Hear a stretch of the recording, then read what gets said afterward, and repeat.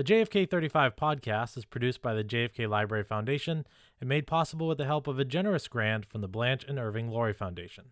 JFK 35 is a production of the JFK Library Foundation. The views, thoughts, and opinions expressed are the guest's own and do not represent the views, thoughts, and opinions of others at the JFK Library Foundation or the JFK Library, including staff, board, or donors.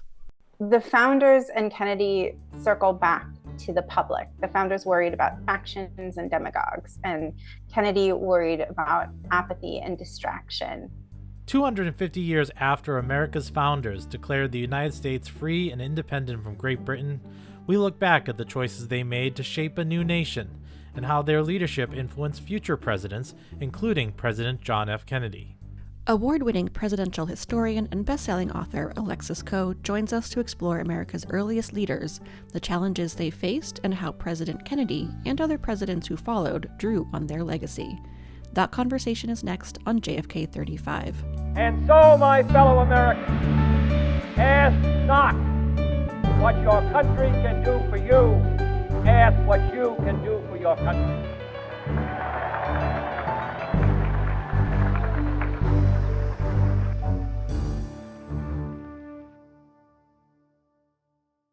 Hello, I'm Jamie Richardson. And I'm Matt Porter.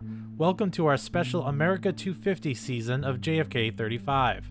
As the United States marks its 250th anniversary, we'll explore the ideas, values, and debates that have shaped our nation from its founding to the present day. In this episode, we're looking back at the leaders who laid the foundation for the United States 250 years ago, and how their vision has influenced future presidents. Joining us is Alexis Coe, presidential historian and senior fellow at New America, a bipartisan think tank. She's also a best-selling author and working on a new book called Young Jack, which follows John F. Kennedy from his birth in 1917 through 1957. Alexis, welcome back to the podcast. Thank you for having me. I'm excited to be back. Thank you, Alexis. Before we begin our conversation about the Founding Fathers, we wanted to hear how President Kennedy reflected on their legacy in his own words. The two excerpts we're about to play are both from 1962. The first comes from his Independence Day address in Philadelphia, and the second from remarks delivered just days earlier to Americans living in Mexico during an Independence Day celebration there. The greatest works of our nation's founders lay not in documents and in declarations, but in creative, determined action. The people who wrote the Declaration of Independence from the beginning recognized and in their public statements indicated that they were not advancing a theory of government merely for the people of the United States, but for the people around the world. George Washington, John Adams, Rush, and the others all emphasized that this spirit which had motivated the Declaration of Independence represented the basic concept which should govern around the world of the relationship between the government and the people. So, Alexis, as we just heard, President Kennedy spoke with a deep respect for the Founding Fathers. He viewed them as people who, in an unprecedented moment, created a new form of government that has endured for generations and influenced democracies around the world. As a presidential historian, what stands out to you when you hear President Kennedy describe the founders in those terms? What do you think his remarks reveal about the way he understood the nation's founding and its importance to him in his own time? Well, for me, it is accurate because I have been looking at his earlier life with an intensity we don't usually afford him. There is so much emphasis on the presidency, but Kennedy, if you look back at Kennedy's childhood, he is a son of Boston and he is embracing the history that his mother is showing him. So when the children were young, she would pile the ones who couldn't really, I imagine, walk without complaining into a wagon. The rest were running alongside. They would go to the library. They would go to historic sites. This is the education that Rose, his mother, had gotten from Honey Fitz, who was the first Irish mayor of Boston. And we have this tradition, but JFK embraces it as his own because he is really innately intellectually curious about history. And so we see him, sort of moving towards the Massachusetts Historical Society his whole life. But in particular, when he is, attempting to be a writer and he is writing reviews of new books that they're putting out, publications of letters. He has a lot to say on John Quincy Adams and on anyone who came through Boston. So it's not all surprising to me. And he was someone who loved unity and civility that came from a shared idea rather than sort of a forced performance. And so we have this idea, this radical idea of America. And the founders, I often call them frenemies. They come together not because they all agree on everything, but because they agree on one thing. And I think that really speaks to who Kennedy was too as a politician. It makes sense to me and it feels really authentic. And I think that is something that I have been thinking a lot about at 250. It's something that I've been studying at New America, where I'm a senior fellow. It's a bipartisan think tank. And I've been asking these questions about how a president should be. And one of the things that people keep bringing up all the time is authenticity and how they feel like there's a dearth of it. And that it explains some of the more extreme. I think Trump and Mamdani share a sort of appeal to certain voters because there's an authenticity. You don't know that they're going to accomplish. I mean, you're certain they're not going to accomplish everything they say they're going to, but they try hard. And that appeals to voters. And I think that is something that we can also see in Kennedy, though I would say he was more of a centrist than either of those. How does President Kennedy's sort of reverence for the founders compare to some other presidents' views on the founders over the past 250 years? Oh, I so prefer Kennedy over so many others because he was let's say he was a reader of the founders, not a quoter, right? We hear a lot of quotes about the founders, or the founders believe this, or the founders believe that. And that was just not the way JFK approached any subject. He read about the founders looking for lessons. That's where Profiles in Courage came from, his Pulitzer Prize winning book. He didn't view them as marble saints. They weren't people to be manipulated for his own use posthumously, although, he certainly seized the day whenever possible, as everyone does. But he saw them as imperfect beings who made miscalculations and still produced something durable. And I would say that is a connection I see, and I see him enact in his life and in his presidency. So the Constitution, the founders, it's not scripture, but it's also not a vibe either, which I feel like it's treated as now. It's more of an operating manual, which is amenable, it is, interpretable, it is designed to be worked on, but not admired behind glass. So the founders for him are, in an intellectual and professional realm. They are very much people he's engaging with, the way he thinks about the great thinkers that he studied his whole life. And then at the same time, if we step back, we have to look at him and his personal story. And I think he uses the founding language to claim an inheritance that we all can, whether or not our founders of our own families were here at the time of, 1776, of the Revolution. He was the son of immigrants who insisted that their promises, the Revolutionary era promises, belong to his generation too, not just, Dar. And why has a system that was set up almost 250 years ago, why is it still workable today? Well, it's interesting. So I think working on a book about JFK while constantly talking about George Washington has made for interesting bedfellows in my mind. The two are always dominating my thoughts. And I think that what they both could have agreed on, if I may, is that government is, in its best sense, an engine. It's not a threat. And so Washington set up all these precedents, and things certainly moved slower, but we inspired an age of revolutions. And so we destabilized the world in many ways. And Washington had been doing that since, the French and Indian War, when he started a world war. And so I think Kennedy understands that the founders as problem solvers, that's the tradition of government that exists in order to secure rights and to promote, general welfare, not just to be restrained, although, Washington has to dial it back a bit. And Kennedy is resistant to use, means of force, and that both of them come from military backgrounds. I think that JFK, more than Washington, though, has sort of leaned into this like Hamiltonian capacity, like national power, economic development, military strength to a certain degree. But he frames it at the same time in in the opposite, so we have these political parties that came up. So the opposite of Washington and Hamilton are Jefferson and Madison. I also think that he hews towards that. He frames it in this like Madisonian terms, which are checks, balances, and deliberation. And of course, he's going to find, again, always courage. We can't get away from that in the founding generation, because they were a lot like him in some ways. They were not the sons of privilege in every instance, or it was intermittent or inconsistent between generations. I always say that the founders were not these protesters out in the street. They were the richest men in their colonies who had everything to lose, but they felt like, if we don't think this is fair, we can't get this to change. How will anything ever change? And so they risked it all. And one of the things that, they risked their lives, and that's something that Kennedy could definitely relate to. And then I think a thing that is so hard and would be so good for us right now to learn from both of them is a sense of anti-fatalism.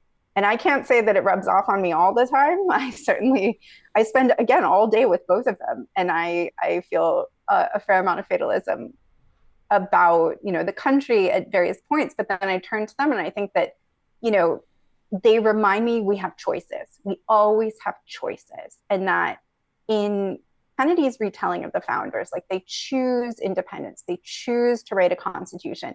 Nothing is preordained. It's working against this idea, even though he uses the same words, exceptionalism, all of that. But I think Kennedy does believe that history doesn't happen to Americans.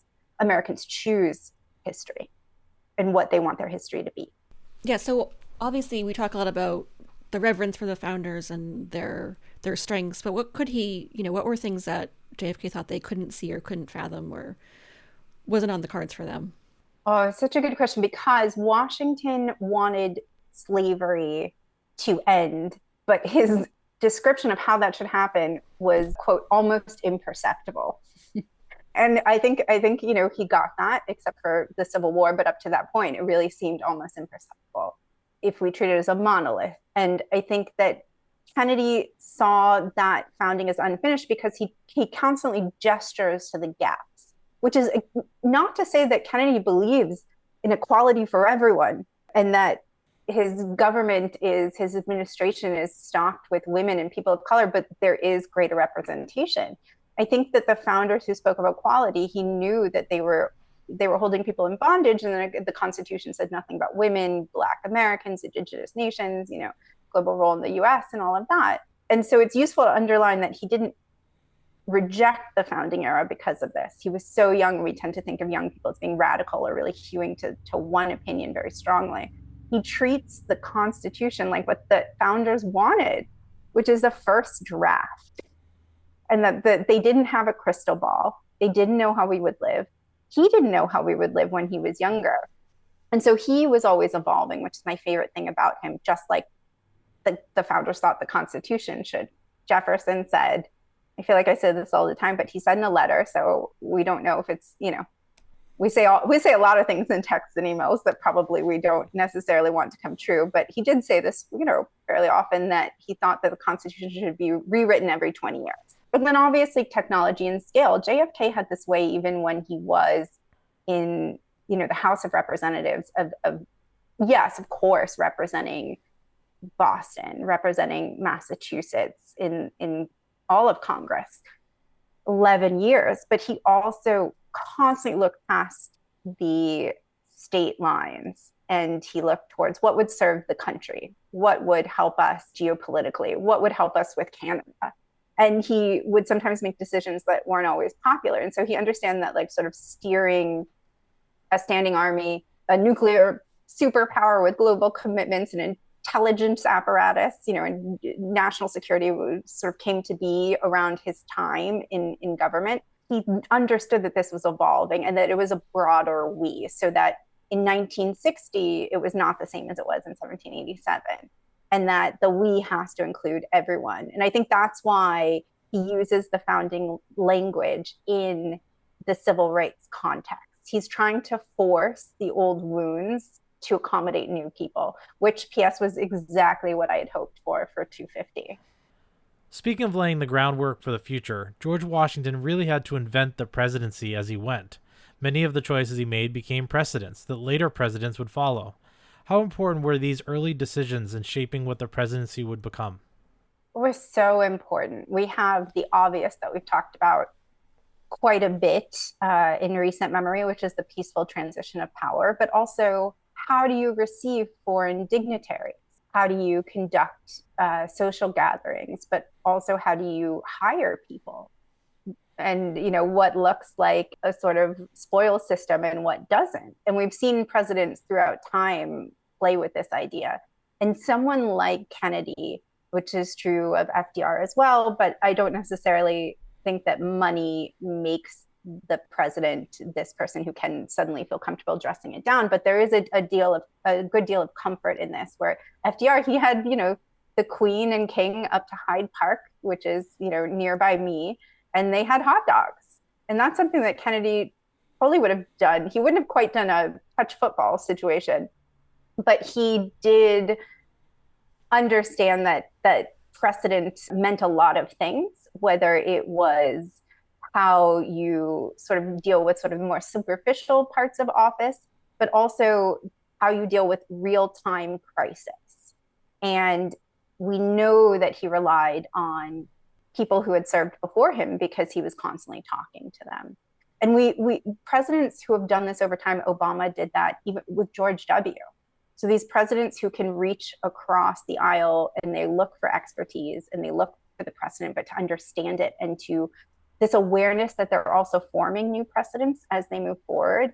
I think that's something that Washington understood and Kennedy certainly understood. And he became so painfully aware. In the same way, they're both, as a sort of aside, they're both very sensitive in ways you would not expect to public criticism and awareness. When the narrative starts to get away from them, they're not happy about it. So we've seen some cracks in the system over the years. So what are some of the risks in a system set up by the government, and how do the founders foresee some of these risks? Oh, that's so interesting. I think they foresaw some of the risks, but again, they just did not have this crystal ball we wish they had. And so they couldn't understand that we would really extend from sea to shining sea, that our population would grow to these numbers. People always ask me, I'm doing all these 250 events, and I've always been asked this, but there's a certain urgency for obvious reasons right now. What would Washington think if he was transported into this room right now? And I always start with, a joke, but he would say, like, she is my biographer. But then he would go outside and he would he would see cars and stoplights. It'd be pretty hard to get him to focus for a minute. But I think there would be a little bit of I told you so. But I think that, he did say political parties would pave the way to a despot, and that he would wonder why we've taken so much power away from the people. The Constitution was ratified not by groups of politicians, but rather by Washington's own directions on, I think, the 5th page, which was on display at the Library of Congress for just 2 weeks this year, and has, never before. And I hope again, but we'll see. He tells people, this isn't for you, the people who've been elected to office, people who hold power and sway. This is for you to get a bunch of people from your state and get them to talk about this and prove it. And that's the only way the Constitution can exist as a real, living, breathing entity. And I think he thought that would happen like a baton pass, and that we would keep doing that all the time. And of course, we've had such a disappointing few amendments. And so I think that, do the founding words, do the ideas match the modern world? I think that Kennedy shows one model, which is, keep the language, change kind of the referent. Equality means integration. Liberty could mean decolonization. And the people, it doesn't mean landowning white men. It means people who rent. It means immigrants, women, newly enfranchised citizens. And so what I like about Kennedy and the founding era and matching them up is, I think he represented, and then we have a little bit from Obama, but I think, no one like Kennedy, what's possible. And he reminds us what's possible at 250. Even if the language, the ideas, the whole entire concept feels too contested or too thin. And there's a quote that I find really interesting from President Kennedy where he's addressing summer White House interns in 1962.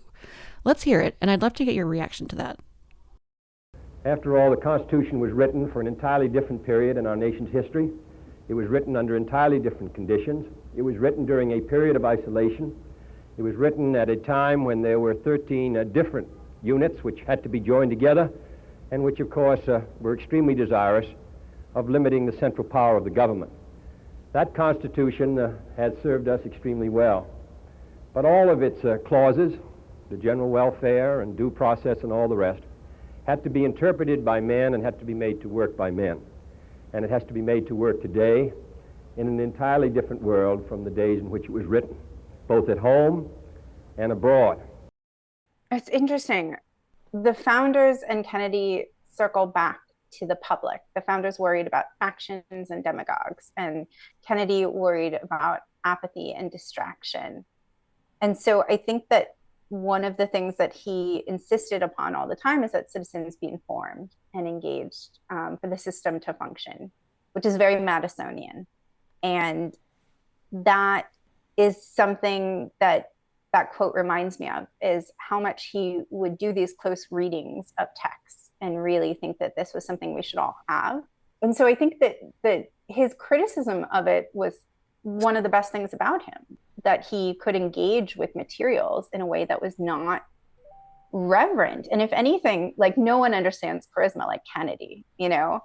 And he understands that the Constitution is the frame in a lot of ways, that it is what keeps people like him in check, and he respects limits. Doesn't mean he's not going to press them. He was always pressing them, executive power, covert operations, you name it. But he was ambivalent about almost anything, I would say. Certainty was not something he valued as much as questioning. And that is what the founding documents are supposed to encourage from us. He admired strong executives, Washington, Lincoln, FDR, and he shared a lot of their issues with the Constitution, how it boxed a president in by Congress, by the courts, by public opinion. And he understood in some ways that was what the founders designed and also struggled with. And I think he was just a little bit more, again, sort of open to this idea of the Constitution as this kind of like contentious, flawed document, like anything. You know, he also, he was a writer. He knows you have to write under pressure, you write things quickly. And as anyone who's read all his works know, and anyone who has written a lot of works, I certainly wouldn't know anything about this though, but there's some inconsistency. And he didn't view that as some great fault that made it, you know, a terrible thing or a perfect thing. There was sort of no such thing. But I think what's also interesting for me is how much he used the founding language. He did take this idea that it should be improved upon and literally tried to. So ask not what your country should do for you. That's always had this founding echo to me, because it's a way of like updating of a Republican virtue, right? The citizen as someone who owes the Republic something, and not just someone who receives benefits from it. And that is something that we don't always see. There's this like great divide between civics and like civic engagement and American life, for example. We know that every 4th of July. What do we associate with it? Not so much the Declaration of Independence, but barbecue and sales and other things. George Washington, who never drove a car, is driving them everywhere. And so I think, you know, there's also this idea of the founders used different words. They used virtue and corruption, and Kennedy uses service. I think that is his version of it as well. During the founding era, we have this idea of happiness, and they write about that. And then during the Cold War, I think Kennedy plays with that with this idea of freedom. So Jefferson wrote In Pursuit of Happiness, and Kennedy talks about freedom like rights in this, you know, greater theoretical struggle. And that's the inspiration, I think, that we heard in the beginning of the episode, that he's speaking to this shift, that it's not just this founding derived idea that happens in Philadelphia during the Continental Crisis. It's not the Constitutional Convention. It's not any of those things, but it's rather this idea that it starts there, the origin story of natural rights. And then we need to kind of use them to evolve. And sometimes they can be weaponized. I think he completely weaponized them for the 20th century contests with the Soviet Union. And I don't think that was a bad thing. And then, of course, we have a more perfect union and New Frontier. Those are two concepts that work together quite well. And I think, The founders are looking inward, they're finding themselves, which I think Kennedy was more introspective than a lot of people give him credit for. And at the same time, not as much, of course, everyone has their limits. But if we're perfecting a union, then his signature was sort of this metaphor outward, which is a frontier crossed, right? Because the union has been formed and now we've got to like move forward. And so his founding is not Philadelphia. It's not this perfection and that we must genuflect in the direction of our forefathers. It's also, it's all of it. It's the frontier myth, it's westward expansion, and it's all for better or worse. But we have some say in it now and in the future. And so we're looking at, as you've said many times this interview, America 250. So how should we look at the founders today? Some, as we've been talking about, want to put them on pedestals. Others viewing them as humans with very large flaws. For example, a lot of them were slave owners, and that was obviously a huge contention. So what is kind of your view of an appropriate look at the founders? I have been looking forward to America's 250 for my entire career, but it seemed kind of like hoverboards to me, far into the future, fanciful. One was a calendarical reality, but seemed like, I don't know, we need everything to align for it to happen. And so much has happened during the presidency at that same time. I think every presidential historian comes up at a time when it feels really consequential. And I am certainly someone who can claim that. I have had these moments where there has been incredible progress. And I say this because the presidency, directs the country in a lot of ways. It does sort of represent where we're at and who we want to embody us. So we have these moments of great progress and disappointment. We have Obama.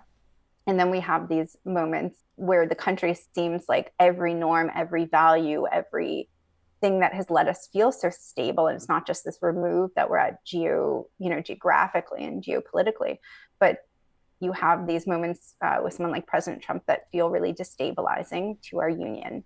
And so it's been a wild ride. It's all to say it's been a wild ride. And I didn't know what was going to happen. I don't think anyone did. We kept having these meetings, historians, stakeholders, museums, leading up to 250, and no one really knew what to do, not just because we didn't know who would be president, though that was a huge part of it, because for better or worse, the president is the historian in chief, in which Kennedy did a pretty decent job there. But we also have the president directing all of this. And of course, had Kamala Harris or Joe Biden, or had there been a situation in which voters had been able to choose a contender, would they have had wrestling at the White House? I don't think so, but this is one person's vision. And what I have found interesting about this time for me and for the country is we're doing sort of what the founders wanted in some ways, not the big picture, but we are looking locally. And so in Washington's farewell address, he talks a lot about how political leaders need to serve their constituents and serve their area without regionalism overtaking things.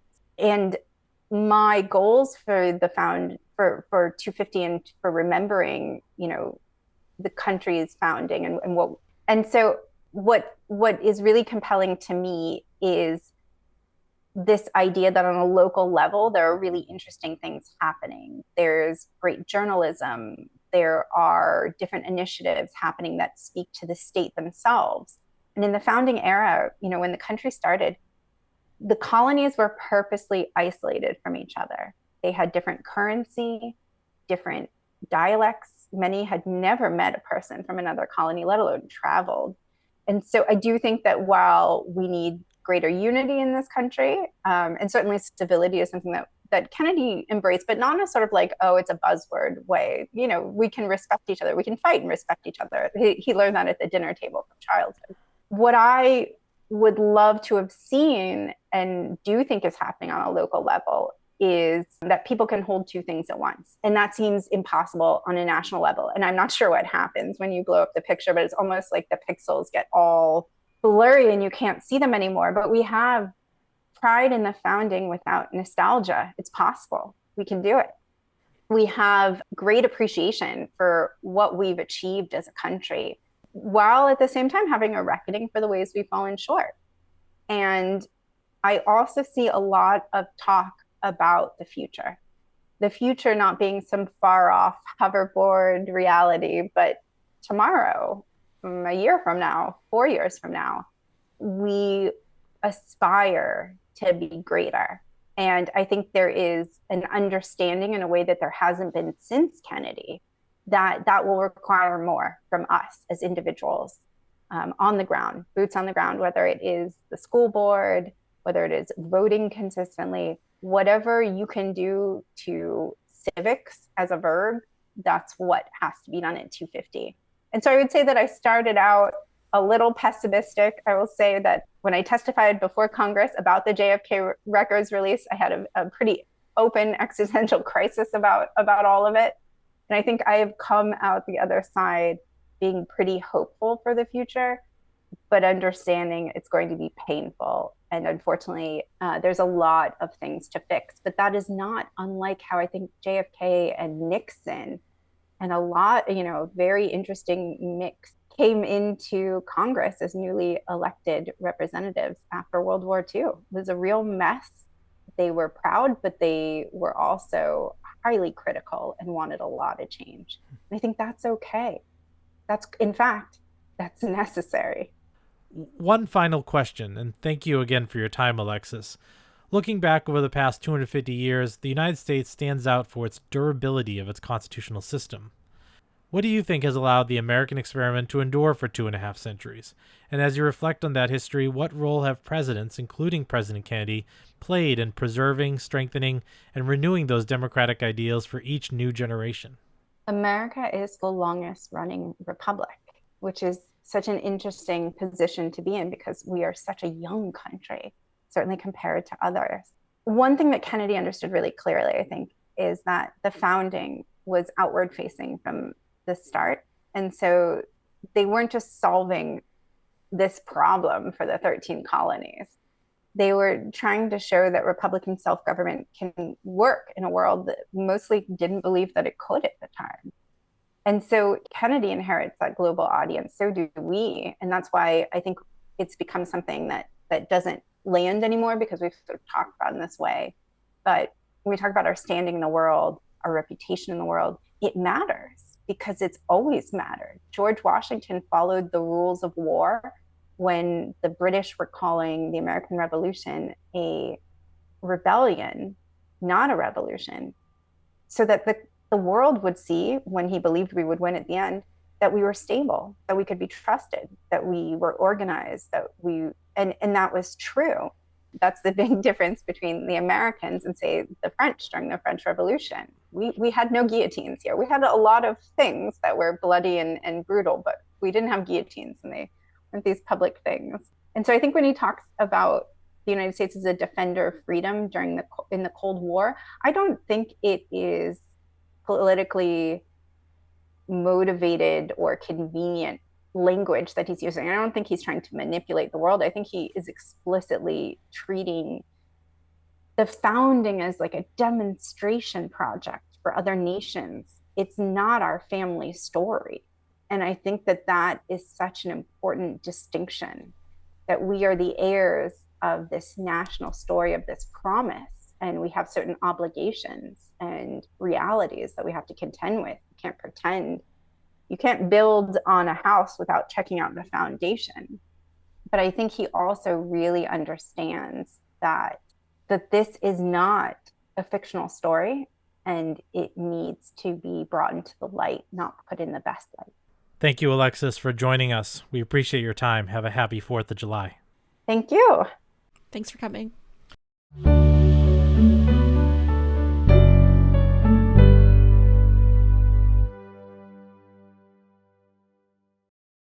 Thank you for listening to our first episode in our special America 250 Summer Series. If you're interested in learning more about some of the items discussed today, you can visit our podcast page for this episode. It includes links to all the items we mentioned today. If you have questions or story ideas, email us at jfk35pod@jfklfoundation.org or tag us at jfklibraryfdn using the hashtag JFK35.